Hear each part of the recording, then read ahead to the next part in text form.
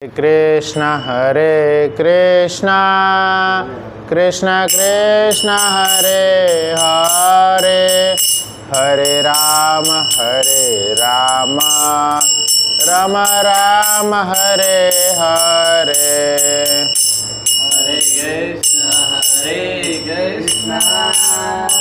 Krishna Krishna Hare Hare, Hare Rama, Rama Rama Hare Hare. Hare Krishna, Krishna Krishna Hare Hare, Hare Rama, Rama Rama Hare Hare. Hare Krishna, Krishna Krishna Hare Hare, Hare Rama, Rama Rama Hare Hare. Hare Krishna, Krishna Krishna Hare Hare, Hare Rama, Rama Rama Hare Hare. Hare Krishna,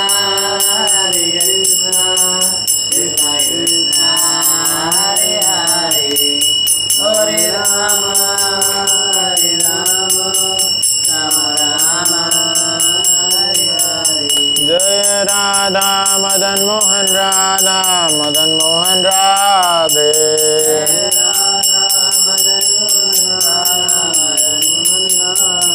Jai Gauranitai Gauranitai Gauranitai Shri Shri Gauranitai.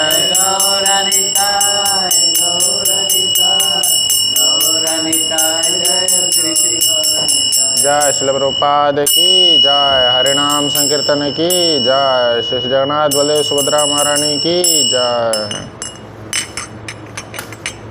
ओम नमो भगवते वासुदेवाय।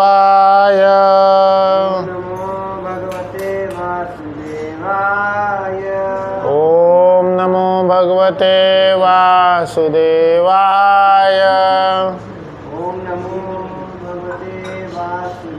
ओम नमो भगवते वासुदेवाय।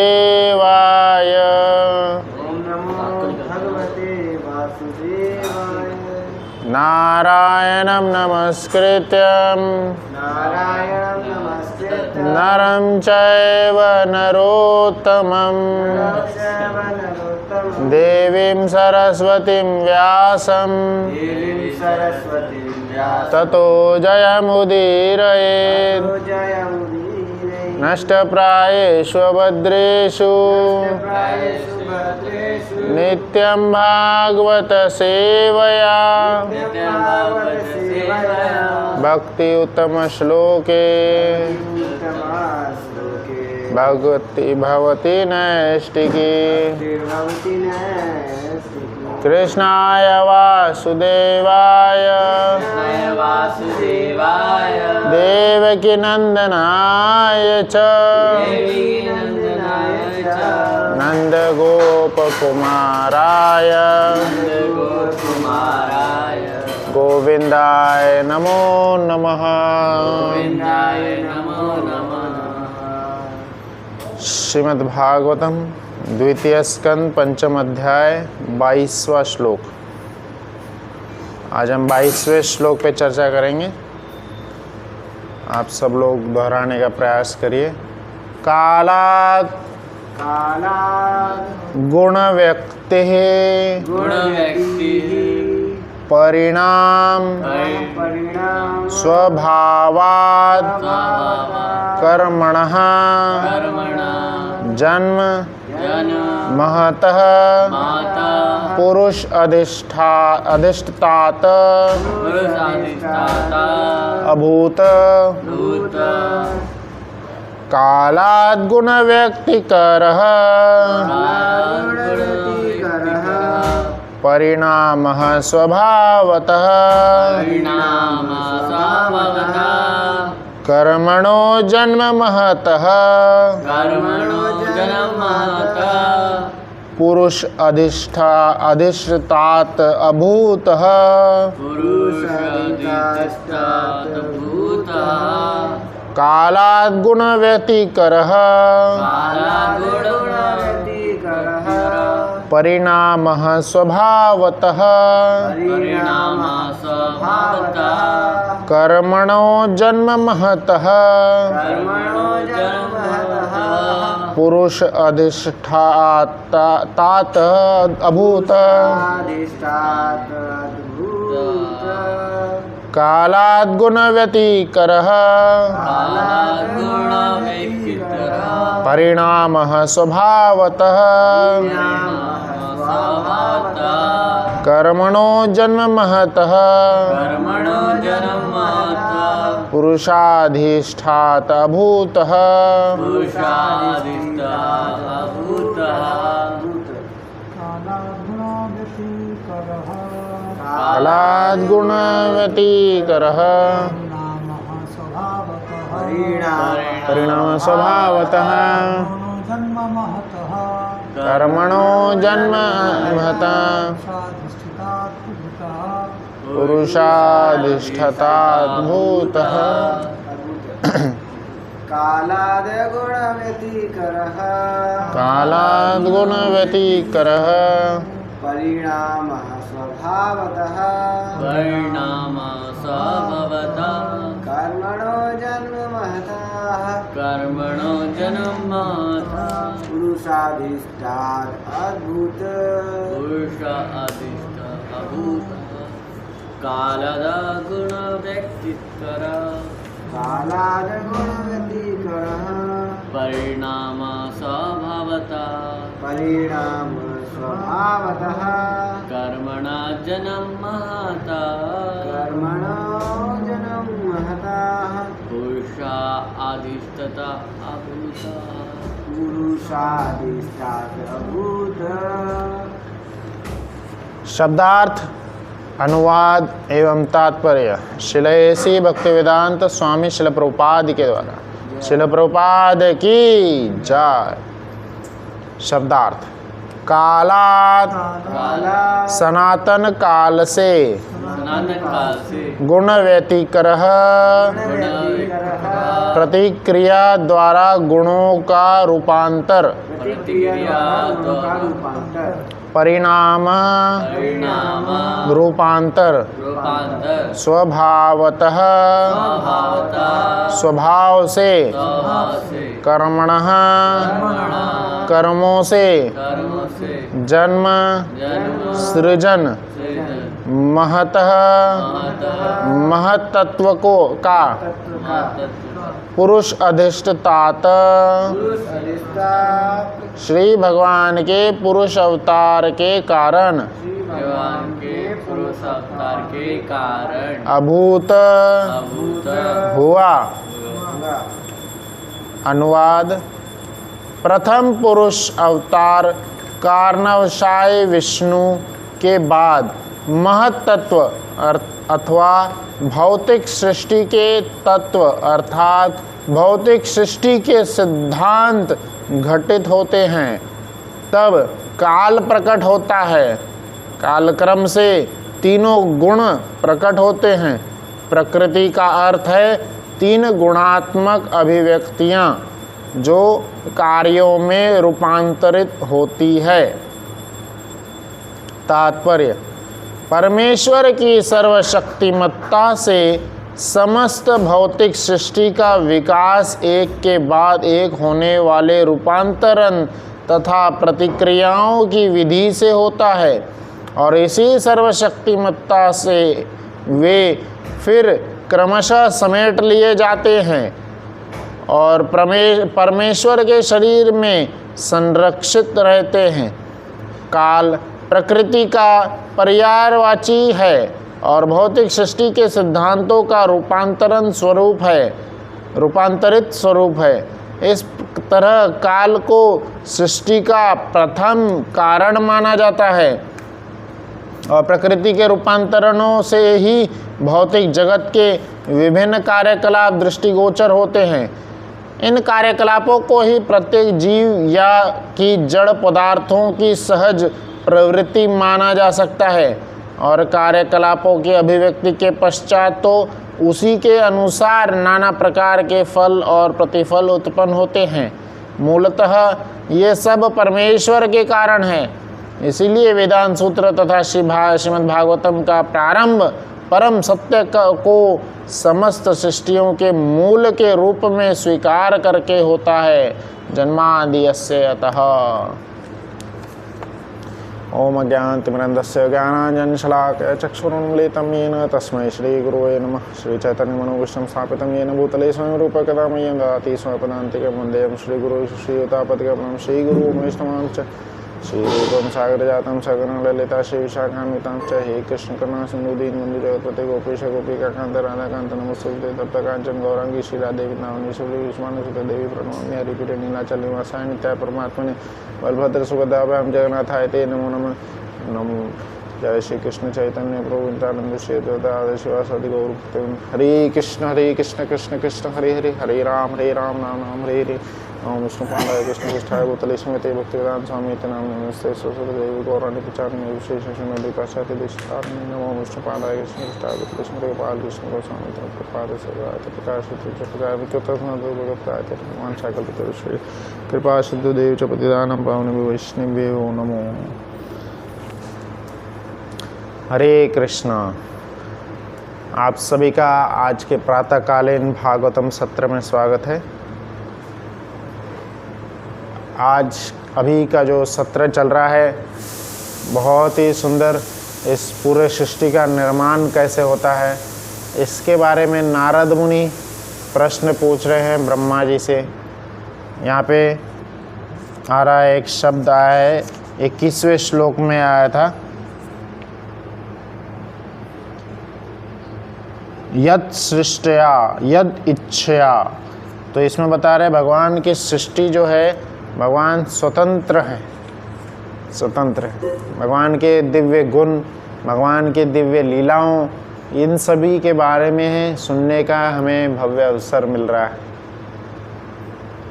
कई बार बाहर के जगह पे कहा जाता है, बाहर आप सब सुने हैं, God is great, God is all powerful, God is all mighty, omnipotent, omniscient. तो श्रीमद् भागवतम इतना सुंदर ग्रंथ है। आज हमें पता चलेगा कि भगवान कितने ग्रेट। गॉड इज़ ग्रेट तो ठीक है, but how great the God is, कितने महान है भगवान। जब हम उनकी महानता को जानेंगे तब हम उनके चरणों में गिर के उनको नमन करेंगे, उनको प्रणाम करेंगे।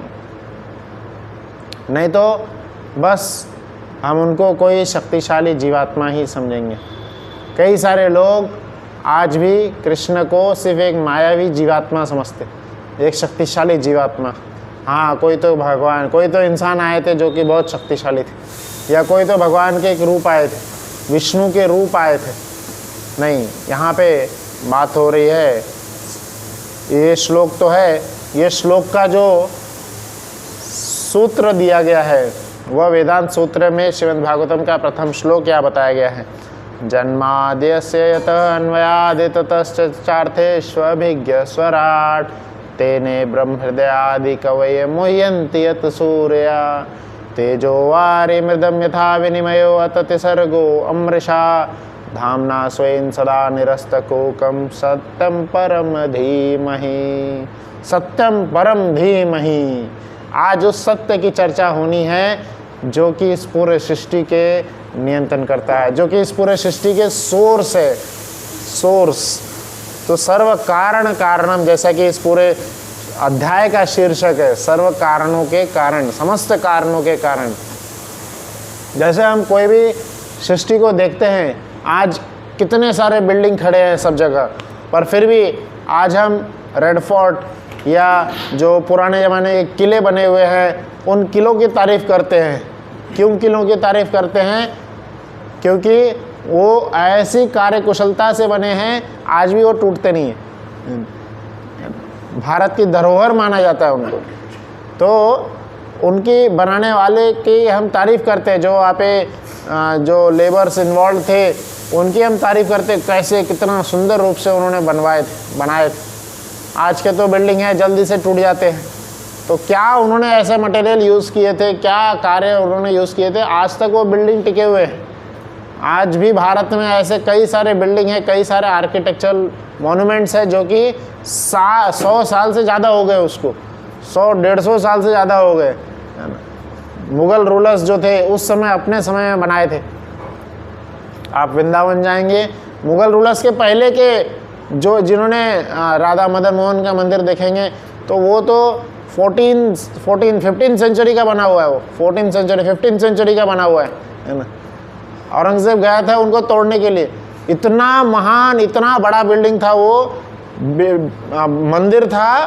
मंदिर है वृंदावन में, और वो 7 पहाड़ पे 7 मंजिल का बना हुआ है। औरंगज़ेब को दिल्ली से उसकी ज्योत दिख रही थी, दिल्ली से वृंदावन की वो बिल्डिंग दिख रही थी, इतना बड़ा इतना महान आर्किटेक्चर था वो, है ना। तो दिल्ली से वृंदावन कितना दूर है, फिर भी वो ज्योत दिख गई थी, इसलिए तो जल गया था वो, ईर्ष्या पूर्वक चला गया, इसको मैं तोड़ दूंगा, और जा कर के वो सिर्फ 2 मंजिल रह गई, अब 2 मंजिल के आगे तोड़ नहीं पाया, तो ऊपर के 5 मंजिल जो है तोड़ दी। तो ऐसे महान आर्किटेक्चर्स हुए थे, ऐसे महान बिल्डिंग्स बनाने वाले 15th सेंचुरी में बनाया गया था। सनातन गोस्वामी जब थे उन्होंने बनवाए थे ये।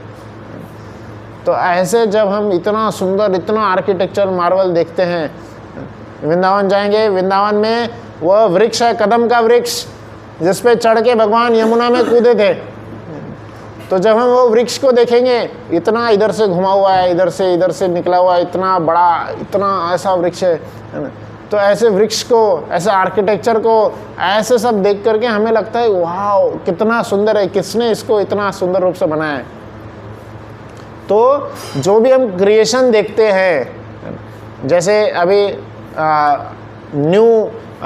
न्यू मार्वल आर्किटेक्चरल आश्चर्य, ऐसा आप सर्च करेंगे गूगल पे, आश्चर्य मतलब एकदम आश्चर्य कर देने वाले आर्किटेक्चरल मार्वल्स, तो आपको दिखेंगे कर्व शेप में बिल्डिंग है जो कि कर्व शेप में ऐसे सी शेप में बिल्डिंग है, और एक बिल्डिंग देखिए ऐसे शेप में है, मतलब ग्रेविटी का वहाँ पे नाम ही नहीं है, ऐसे शेप में बिल्डिंग खड़ी हो रही है, ऐसे अद्भुत शेप में बिल्डिंग खड़ी है। और एक बिल्डिंग है जो कि जैसे हैंगिंग गार्डन आप देखेंगे, हैंगिंग गार्डन सब लोग जानते हैं, हैंगिंग गार्डन वो क्या है, लटकता हुआ गार्डन है वो, ग्रेविटी ऐसे सब चीज़ें वहाँ पे फेल हो रही है या पता नहीं कैसे उसको लगाए हैं। तो ये सब देख करके हमें लगता है कितना सुंदर रूप से उस बनाने वाले ने कितना सोच करके बनाया है, कितना अच्छी तरह से बनाया। तो इसीलिए श्रीमद् भागवतम के इस एरिया में, इस स्कंद में, इस अध्याय में किसका वर्णन किया जा रहा है, ब्रह्मा जी नारद मुनि के प्रश्न का उत्तर दे रहे हैं। नारद मुनि ने क्या प्रश्न किए थे कि यह सृष्टि, यह अद्भुत सृष्टि का निर्माण कैसे हुआ है।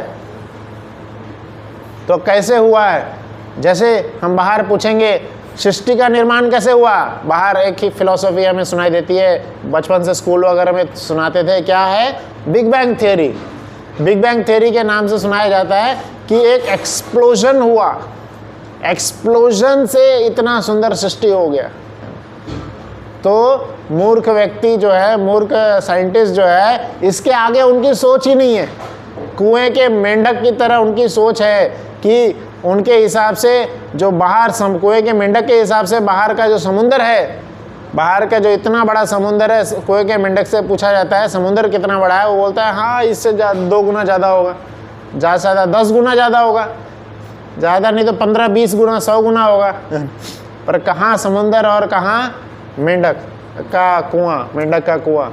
तो कुएं को समुंदर से कंपेयर कर सकते हैं, नहीं कर सकते। तो इसी प्रकार से हम देखते हैं, हम या कोई भी साइंटिस्ट, कोई भी वैज्ञानिक जो है इस पूरे सृष्टि के बारे में जितना भी सोचेगा, जितना भी अपना सारे टेक्नोलॉजी लगा के भी सोच लेगा, फिर भी वह कुएं के मेंढक की तरह है जो समुंदर को नापने चला है कुएं के आकार से। समुंदर को नापा नहीं जा सकता है ना, कुएं है ही कितना, इतना सा कुआं है, समुंदर इतना बड़ा है।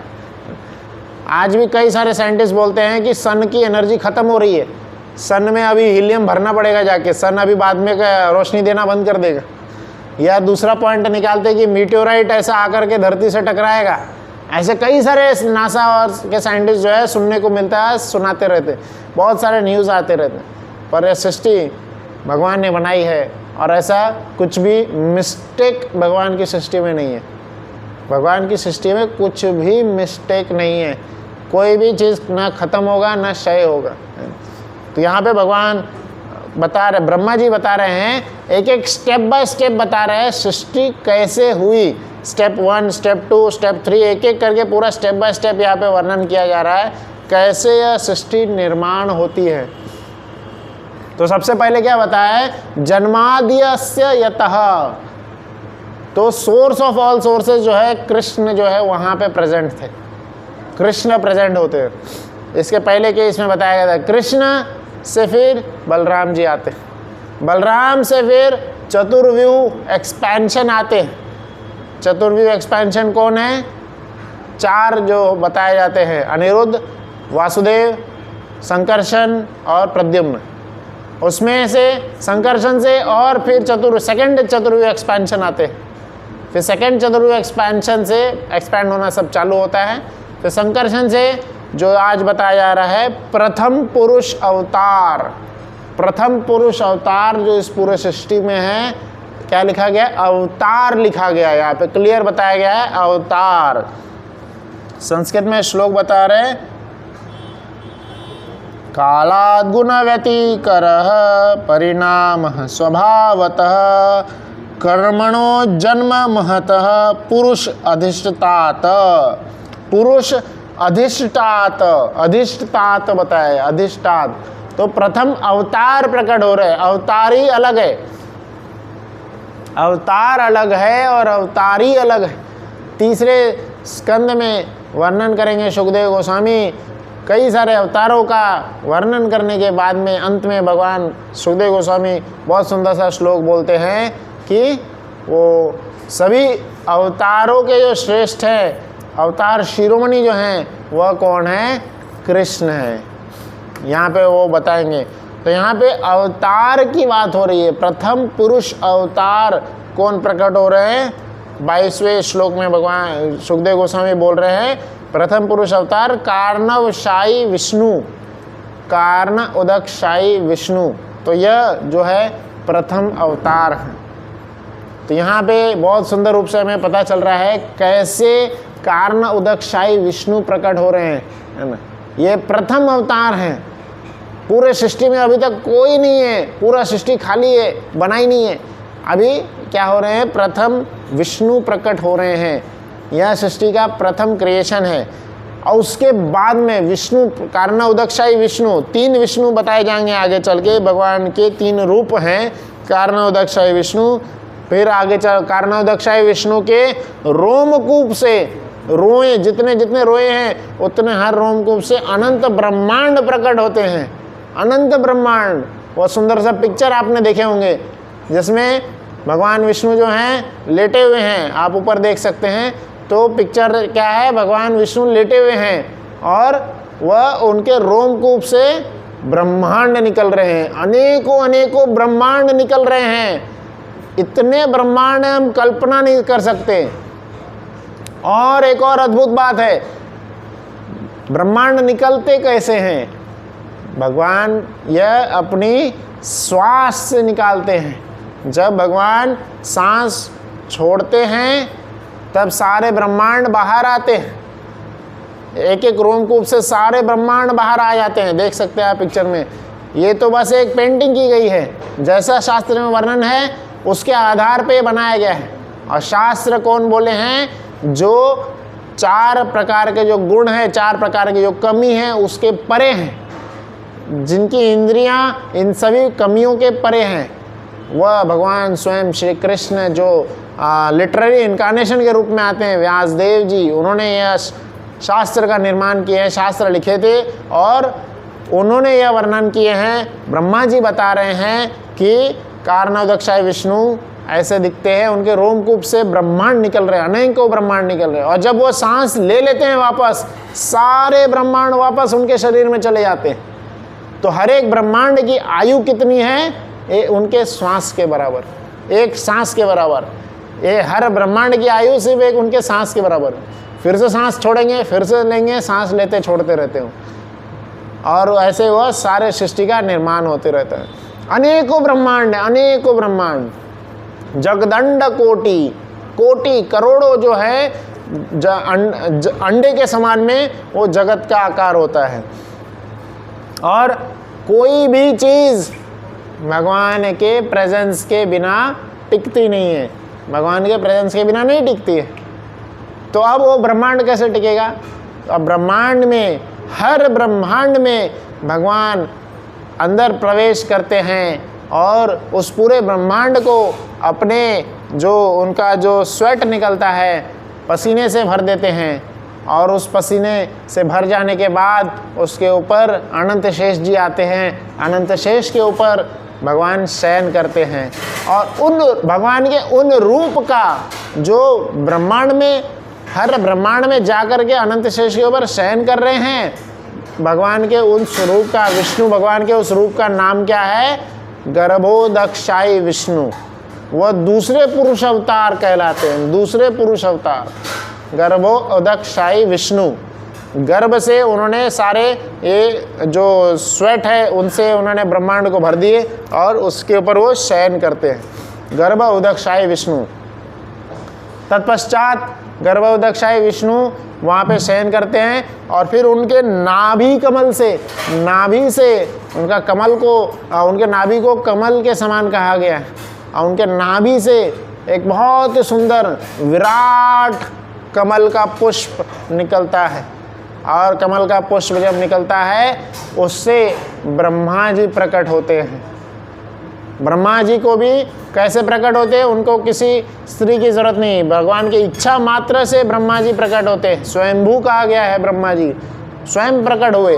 और फिर ब्रह्मा जी जब प्रकट होते हैं, ब्रह्मा जी आसपास देखते हैं, अंधेरा ही अंधेरा, अंधेरा ही अंधेरा, सब जगह ब्रह्मा जी को कुछ दिखाई नहीं देता है। ब्रह्मा जी सोचते हैं क्या करना है, फिर देखते हैं ब्रह्मा जी कहाँ से आया, मैं कमल से आया हूँ, तो कमल के अंदर घुसना चालू करते हैं। और वर्णन आता है सालों साल कमल के अंदर चले जाते हैं। कमल की जो नाली थी वो जो है तो उसके अंदर चलते चले जाते हैं। भागवत में वर्णन है, कहीं नहीं मिलते भगवान, मिलते ही नहीं है, उसकी लेंथ इतनी लंबी है कहीं नहीं मिल रहे। और फिर वापस ऊपर आ जाते हैं। फिर ऊपर आने के बाद बहुत परेशान होते हैं, तब भगवान की आकाशवाणी से उनको आवाज़ आती है, क्या? तपस्या करना है, तपस्या।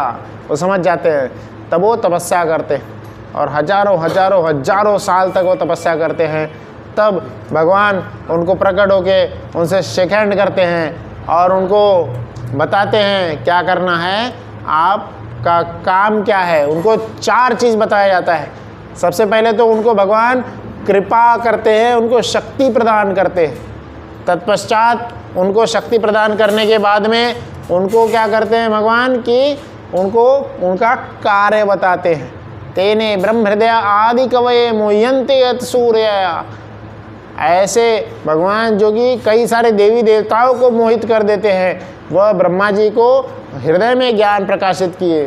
कैसा ज्ञान प्रकाशित किए कि वो क्या करना है, पूरे सृष्टि का निर्माण करना है, सृष्टि का निर्माण कैसे होगा, यह सब उनको ज्ञान प्रदान किए। जय श्री जगन्नाथ बलदेव सुभद्रा महारानी की जय। श्री श्री राधा मदन मोहन गौर निताय लक्ष्मी नरसिंह की जय। तो इस पूरे, जैसे कोई भी मकान का मालिक होता है, जब उसका मकान बन रहा होता है तब वो इंजीनियर्स और बाकी जो लोग हैं जो बना रहे हैं, आर्किटेक्चर बना रहे हैं और जो उनका मकान बना रहे हैं, उनको जा कर के उनका ब्लूप्रिंट बताता है, कैसे बनाना है, किस जगह पे क्या क्या रखना है, क्या किधर कमी होना चाहिए, किधर ज़्यादा होना चाहिए, सब बताता है। और फिर वो चला जाता है, वो चला जाता है अपना घर पे, गायब हो जाएगा, अपना काम में लग जाएगा। और फिर वहाँ पे प्रेजेंट खड़े रह के कौन बना रहे हैं? इंजीनियर्स बना रहे होते हैं और जो आर्किटेक्चर है वो बना रहे होते हैं। तो हमें क्या प्रतीत होगा? आर्किटेक्चर बना रहे हैं, हमें क्या प्रतीत हो रहा है? ब्रह्मा जी बना रहे, ब्रह्मा जी को उन्होंने ज्ञान दे दिए थे और ब्रह्मा जी बना रहे, पूरी सृष्टि का निर्माण कर रहे हैं। वहां पे पिछले श्लोक में वर्णन आया था,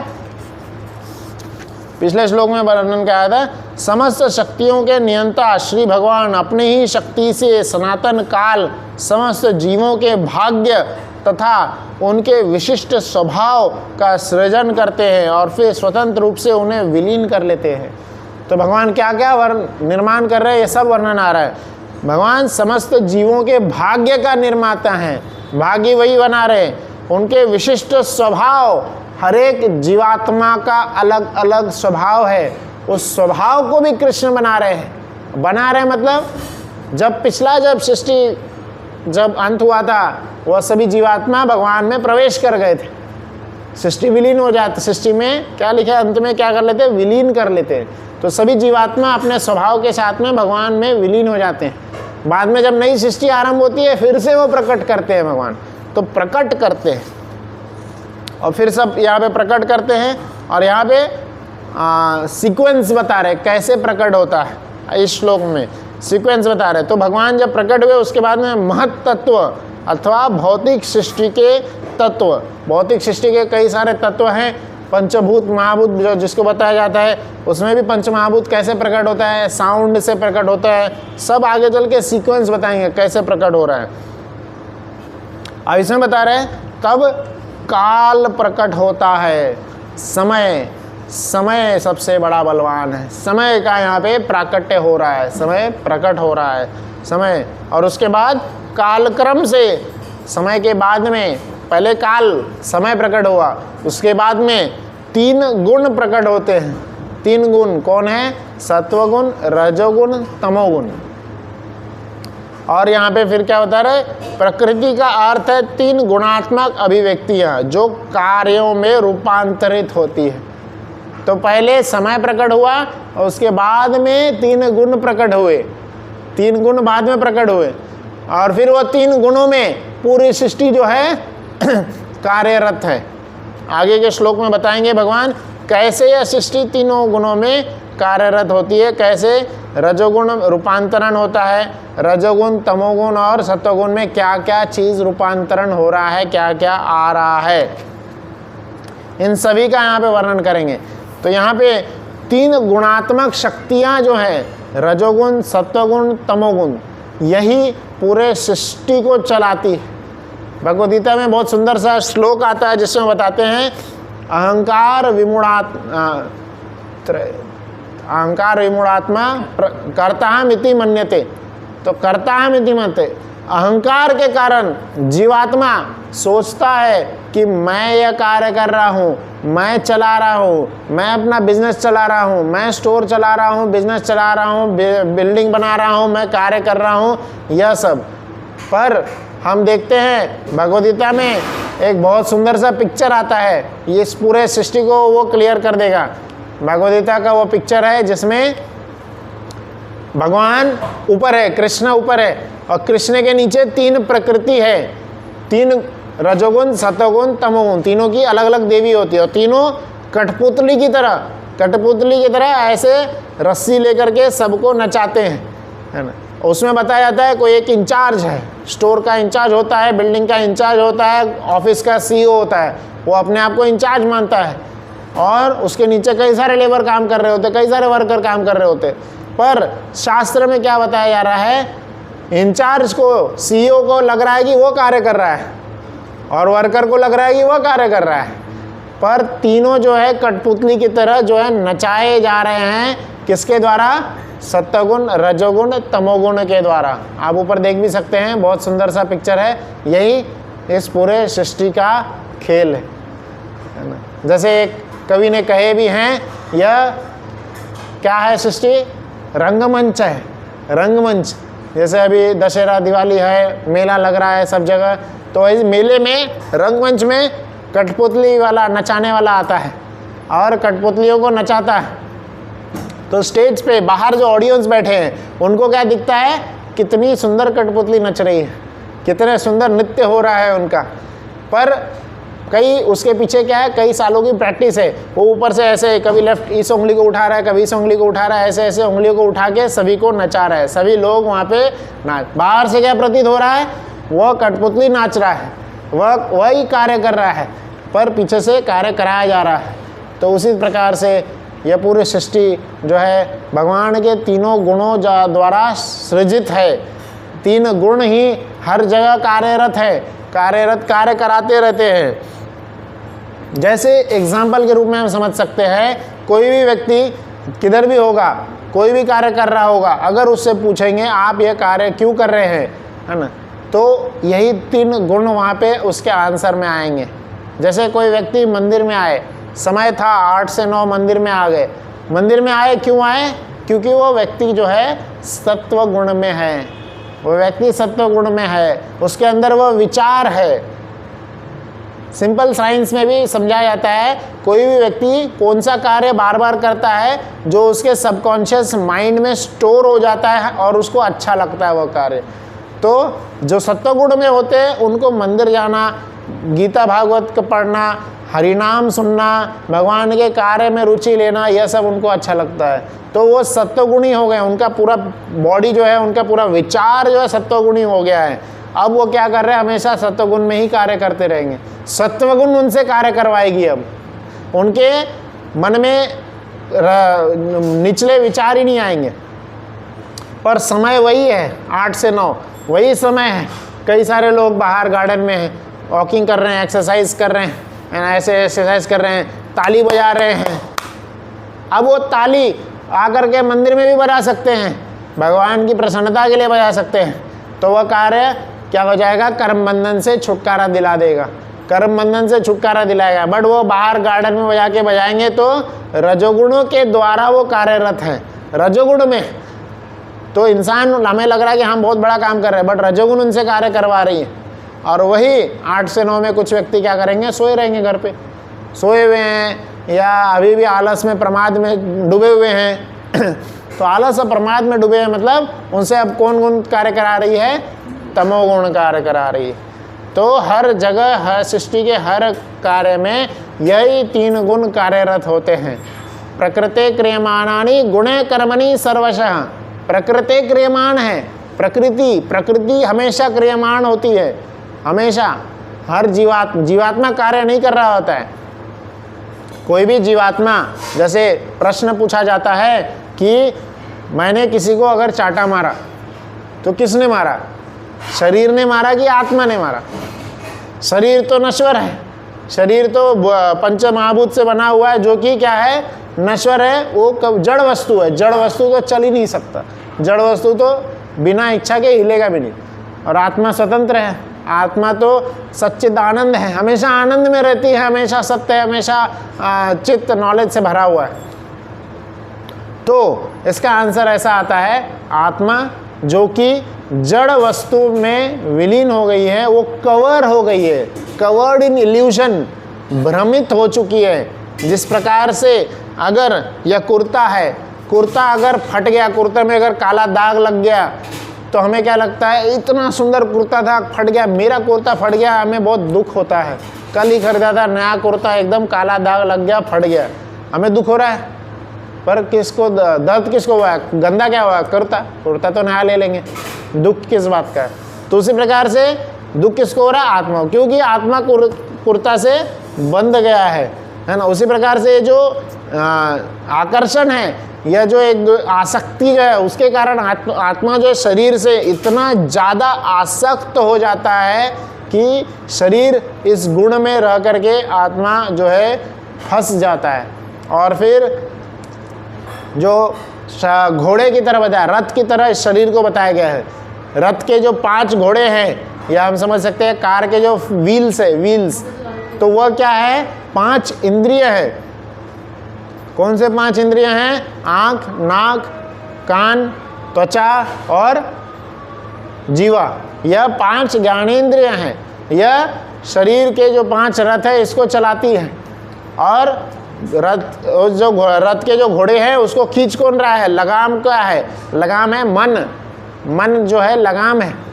और खींच कौन रहा है, ड्राइवर, ड्राइवर कौन है, बुद्धि। ड्राइवर है बुद्धि। और उसके बाद में ड्राइवर को आदेश कौन दे रहा है? ड्राइवर को आदेश दे रहा है, आप ऊपर देख सकते हैं कौन आदेश दे रहा है? आत्मा आदेश दे रही है। पर कई बार क्या होता है, हम देखते हैं कई बार ड्राइवर बोलता है मालिक को चुपचाप बैठ जा पीछे से है ना, गाड़ी की स्टीयरिंग व्हील तो ड्राइवर के हाथ में है, तो मालिक को चुपचाप बैठा देता है। और मालिक का चलता नहीं है कई बार, तो ड्राइवर अपनी मनमानी करेगा। वो ड्राइवर कैसे मनमानी करेगा? लेफ्ट लेके जाएगा, राइट लेके जाएगा। मालिक बोल रहा है लेफ्ट चलने, वो चलेगा राइट, है ना।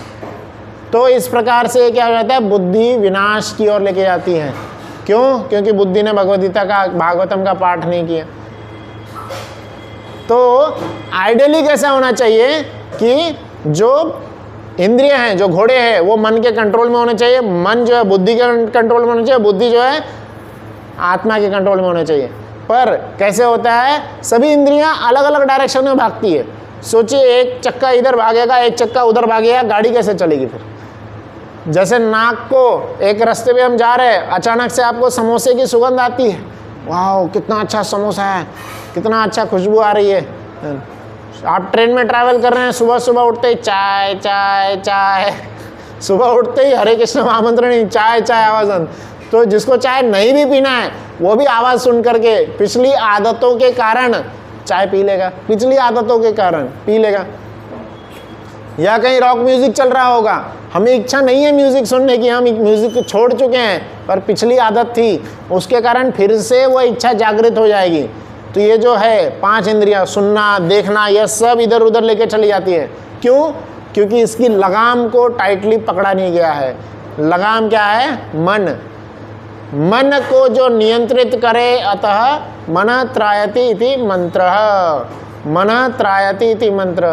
तो जब मंत्र का हरे कृष्णा कृष्णा कृष्णा हरे हरे, हरे राम राम राम हरे, मंत्र का जब जाप करेंगे इस मंत्र में, क्यों? क्योंकि भगवान भगवद्गीता में बोल रहे हैं मन षष्ठानि इंद्रियाणि प्रकृति स्थानि कर्षति। तो क्या बता रहे हैं? मन जो है भगवान की एनर्जी है। हम शरीर को साबुन से धो सकते हैं, मन को नहीं धो सकते। मन जो है भगवान की एनर्जी है, भगवान के मंत्र के द्वारा ही मन को धोया जा सकता है। इसलिए मन को साफ करने के लिए हरिनाम का जाप करना होगा, हरिनाम के द्वारा ही मन पवित्र होगा। और जब मन पवित्र होगा, मन इंद्रियों को कंट्रोल में रखेगा। नहीं तो क्या है, मन अपने आप में इधर उधर व्यस्त रहता है। और मन बुद्धि के द्वारा कंट्रोल्ड होना चाहिए, मन बुद्धि को कंट्रोल नहीं करना चाहिए। मन कर रहा है कि मूवी देखना, देख लिया जा करके, बुद्धि का उसमें रोल ही नहीं है, बुद्धि बोल ही नहीं रही कि नहीं देखना है। मूवी जो है क्या है, इल्यूजन ही है, सिर्फ का टाइम पास है ना। ये सब चीज़ें हमें समय क्यों वेस्ट करना, समय है तो आप हरिनाम में लगाइए, मंदिर आइए। सत्वगुण में जाएगा ही नहीं। क्यों? क्योंकि उस व्यक्ति पे रजोगुण और तमोगुण कार्यरत है, सत्वगुण उस पे ऊपर है ही नहीं, सत्वगुण के कार्य क्षेत्र में ही नहीं है वो। तो इसके ऊपर मन मूवी देखने का कर रहा है, मन कर रहा है पिज़्ज़ा ऑर्डर कर देना, फटाक से ऑर्डर कर देगा। आजकल तो सब कुछ मोबाइल पे ही है, जोमेटो पे ऑर्डर कर दिया, आ गया, है ना। मन कर रहा है बर्गर ऑर्डर करना, मन कर रहा है नॉनवेज खाना, क्या क्या नहीं करते रहते हैं मन के मारे पे, है ना। मन कर रहा है इधर चले जाना, उधर चले जाना, है ना। एक व्यक्ति था, मैं ईस्ट ऑफ कैलाश मंदिर में था एक बार, उधर था हम उधर हमारा गार्डनिंग का एक बार सेवा मिला था, गार्डनिंग कर रहे थे। तो एक यूथ आ गया था वहाँ पे, तो खड़ा था उधर, मैंने भी उसको सेवा में लगाया, आप भी गार्डनिंग करिए। तो वो गार्डनिंग कर रहा था, तो मैंने उससे पूछा कहाँ से आए हो, दिल्ली के हो? नहीं, वो हाथ में ऐसा ग्लव्स पहन करके आया था। तो मैंने उससे पूछा हाथ में ग्लव्स क्यों पहने हो, रख दो। वो बोला नहीं, मैं बाइक राइडिंग करके आया हूँ, बाइक से आया हूँ। बोला कहाँ, बाइक से कहाँ से आया, कहाँ रहते हो? बोला जयपुर से आया, जयपुर से दिल्ली आया था। तो मैं बोला इतने दूर से दिल्ली आए हो दर्शन करने के लिए? वो बोला नहीं, गर्लफ्रेंड से मिलने के लिए आया था। उसकी गर्लफ्रेंड दिल्ली में थी, एक दिन के लिए उसको छुट्टी था तो मिलने आया था। तो उसका मन कर जाता है कि छुट्टी है, चलो गाड़ी उठा के चल दें। तो ये सब मन के कारण, आप देख सकते हैं बाहर की दुनिया में कितने लोग क्या क्या नहीं कर रहे हैं मन के कारण। मन के वशीभूत होकर के हर एक जीवात्मा पागल हो रहे। पूरे विश्व के सभी जीवात्मा जो है नरक की ओर जा रहे हैं मन के वशीभूत होकर के। मन में आया झगड़ा कर लग देते एक दूसरे से। प्रभुपाद जी का एक बहुत सुंदर सा लीलामृत में वर्णन आता है। लीलामृत प्रभुपाद जी का आप पढ़ेंगे। वैसे एक व्यक्ति पढ़ रहे थे, मैं प्रभुपाद जी के गुणगान में सुना था। एक जगह पे बता रहे थे, एक व्यक्ति थे, वह पहले जो है आर्मी रिटायर्ड थे, आर्मी के रिटायर्ड ऑफिसर थे। तो वह लीलामृत का अध्ययन कर रहे थे। लीलामृत के अध्ययन करने के बाद में उन्होंने बताया कि बहुत बड़ा खुलासा किया उन्होंने। उनको लीलामृत में वो पढ़ रहे थे, उसी समय पता चला, उन्होंने डेट देखे, यही डेट था वो जिस दिन वह क्या थे, पिछले समय में वो एक मिसाइल लॉन्च होने वाला था पूरी धरती को नाश करने के लिए। 3rd वर्ल्ड वॉर शुरू होने वाला था।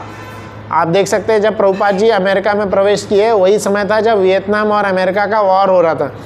तो अमेरिका वियतनाम का वॉर इतना बढ़ गया था, इतना तेज़ गति पे हो रहा था कि वह अब वॉर बहुत ही ज़्यादा वाइल्ड रूप लेने वाला था। और उसी दिन उनको आदेश मिलने वाला था कि बटन दबा दो, न्यूक्लियर मिसाइल लॉन्च करने का उसी दिन आदेश मिलने वाला था। सब कुछ रेडी था, मिसाइल लॉन्च करने के लिए तैयार था, सिर्फ बटन दबाना था, सिर्फ बटन दबाना था। और पिछले 3 दिन से वो बटन दबाने का प्लान पोस्टपोन करते आ रहे थे, वो पोस्टपोन करते आ रहे थे, बोले कल दबाएंगे, कल पक्का दबाएंगे, कल पक्का दबाएंगे। और फिर अचानक उनको आदेश मिलता है कि missile launch cancel, missile launch cancel, 3rd world war नहीं हुआ। और वही डेट था जिस दिन प्रभुपाद जी अमेरिका के धरती पे प्रवेश किए थे। तो देख सकते हैं मन कितना ज़्यादा नाश कराता है। मन क्या करेगा, नाश करा देगा। मन आपको बोलेगा लड़ाई कर ले, लड़ाई कर लेंगे। मन बोलेगा इधर चले जाओ, चले जाएंगे, क्योंकि मन कंट्रोल्ड नहीं है, मन कंट्रोल्ड नहीं है। तो हम हमेशा जो है, इसलिए बुद्धि से क्या करना चाहिए, गीता भागवत का पाठ करना चाहिए। जब तक गीता भागवत का पाठ नहीं होगा, मन कंट्रोल में नहीं होगा। और जब मन बुद्धि सब कंट्रोल में रहेंगे, तब आत्मा कहाँ जाएंगे, भगवत धाम जाएगा। नहीं तो लस्ट, एंगर, ग्रीड, काम, वासना, ये सब 6 प्रकार के जो अनर्थ है, ये हमेशा हमें खींचते चले जा रहे हैं, खींचते चले जा रहे हैं। शास्त्र में वर्णन आता है, एक जीवात्मा समुद्र में डूब रहा है, समुद्र में डूब रहा है, ठीक है, वो तैर के जा सकता है, बट कैसे डूब रहा है, उसको 6 बड़े बड़े पत्थर, जिसको कि चेन से बांध दिया गया है, पत्थरों को चेन से बांधा गया है, और उस चेन को उसके हाथ पैर में बांध दिए। मतलब उसके हाथ पैर 6 बड़े बड़े चेन से बंधे हुए हैं, और जिसमें चेन में क्या है, बड़ा बड़ा पत्थर है, और वो 6 बड़े बड़े पत्थर लेकर के कैसे तैरेगा। वो क्या कर रहा है, डूबते चले जा रहा है। और 6 बड़े बड़े पत्थर क्या है, काम, क्रोध, लोभ, मोह, मद, मत्सर्य, यह हमें डूबते चले जा रहे हैं, डुबाते चले जा रहे हैं। और भूख, प्यास, ये तृष्णा इतना सताते जा रही है, इतना सताते जा रही है ना। तो इस प्रकार से जीवात्मा डूबते चले जा रहा है, समुद्र में डूबते चले जा रहा है। और समुद्र में डूबता हुआ जीवात्मा, उसको कोई नहीं बचाने आ सकता है, सिर्फ एक ही जीवात्मा जो कि समुद्र से बाहर है, जो कि इस बंधन से बाहर है, वही बचाने के लिए आ सकता है। और कौन बंधन से बाहर है, मुक्तिदाता कौन है, मुकुंद। मुकुंद गतो मुकुंदम शरणम व्रजेत।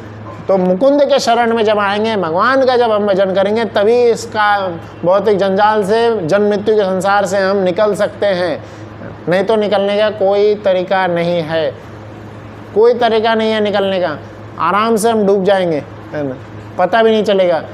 भगवद गीता में 9वें अध्याय का 26 श्लोक, 27वां श्लोक और 28वां श्लोक, यह 3 श्लोक बताया जाता है कर्म बंधन से फ्री होने का।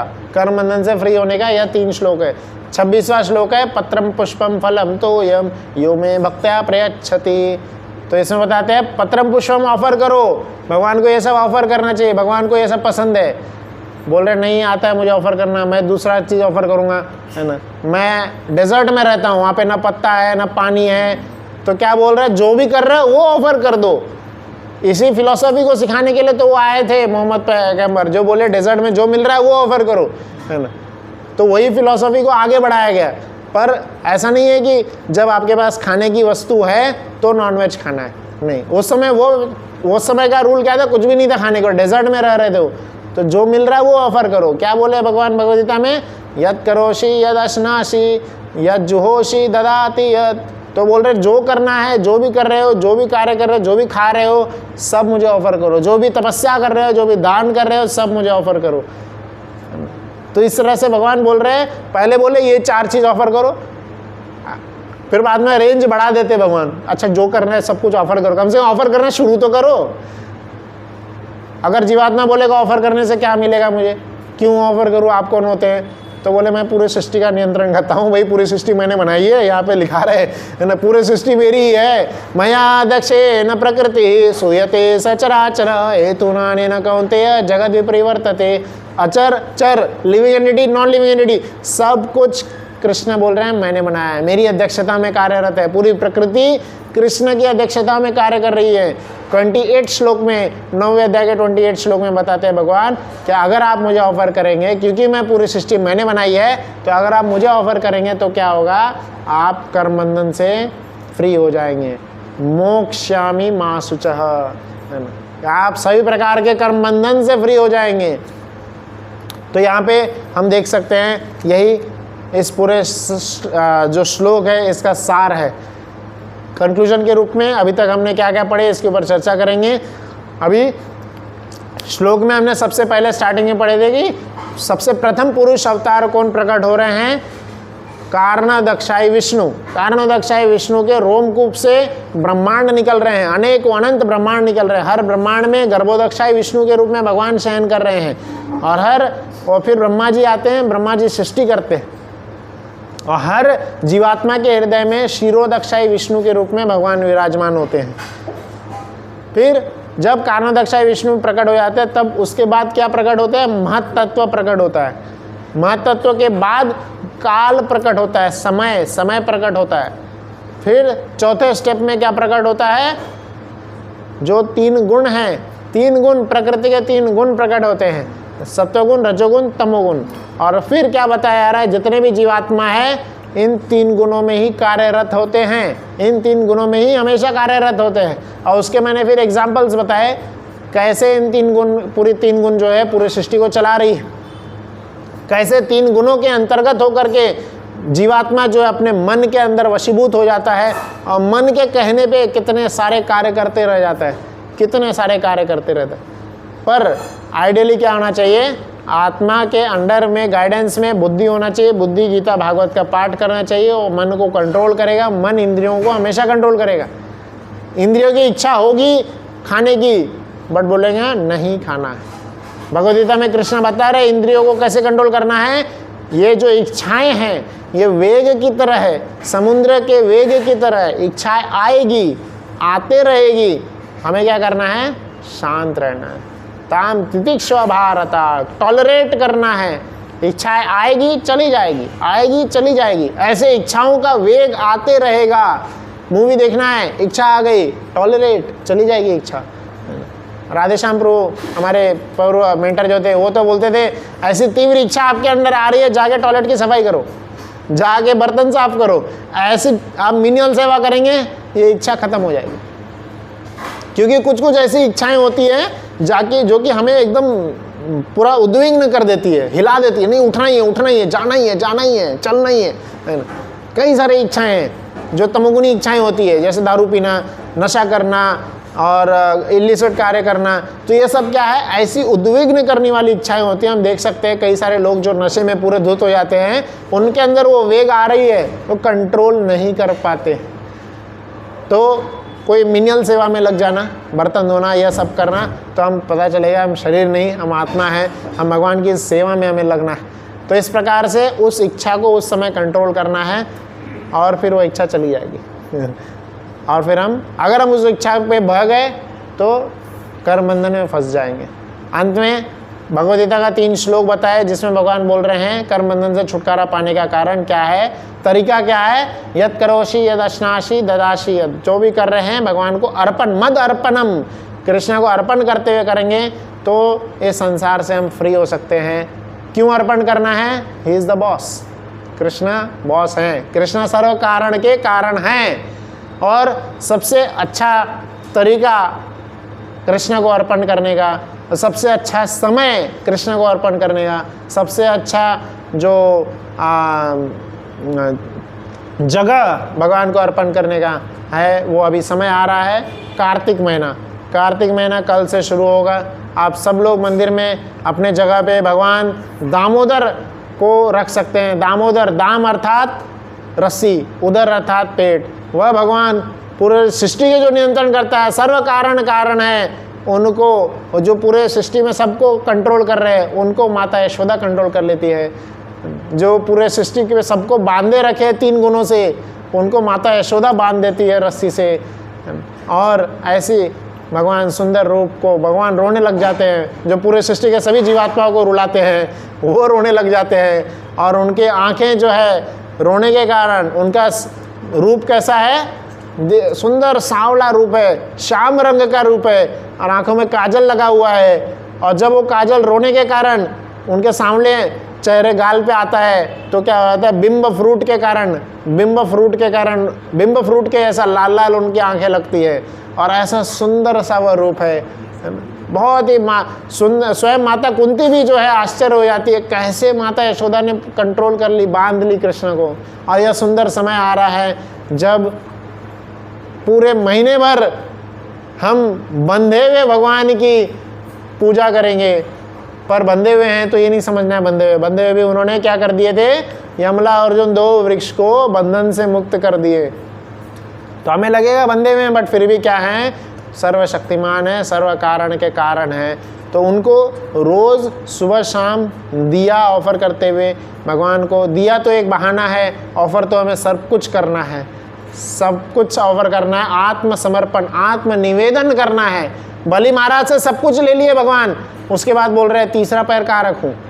तो बलि महाराज उस समय टेस्ट हो रहा था बलि महाराज का। बलि महाराज क्या बोले, मेरी प्रॉपर्टी और मैं अलग है, मैंने प्रॉपर्टी ऑफर की, अभी मैं खुद को ऑफर कर रहा हूँ, आत्मसमर्पण। तो भगवान उनके चौकीदार बन गए, उनको पूरा सुतल लोक दे दिए, बोले पूरा एक लोक मैं तुम्हें देता हूँ और मैं उसका रक्षक बन के खड़े रहूँगा। वामन देव बलि महाराज का रक्षक बन के खड़े रहे। तो बहुत सुंदर समय है, आप सब लोग भी प्रार्थना करिए कि मैं इस चीज़ों को अपना सकूं, मैं भगवान को कुछ ना कुछ समर्पित करके हरि नाम का जाप करते रहो। आप भी रोज़ नित्य रूप से मंदिर आएँ और अभी कार्तिक महीना कल से शुरू होगा तो जाप करें और प्रयास करें जाप करके हरि नाम के द्वारा इस 3 गुणों से फ्री होने का। हरे कृष्णा कृष्णा कृष्णा हरे हरे, हरे राम राम राम हरे हरे। शिल प्रभुपाद की जय।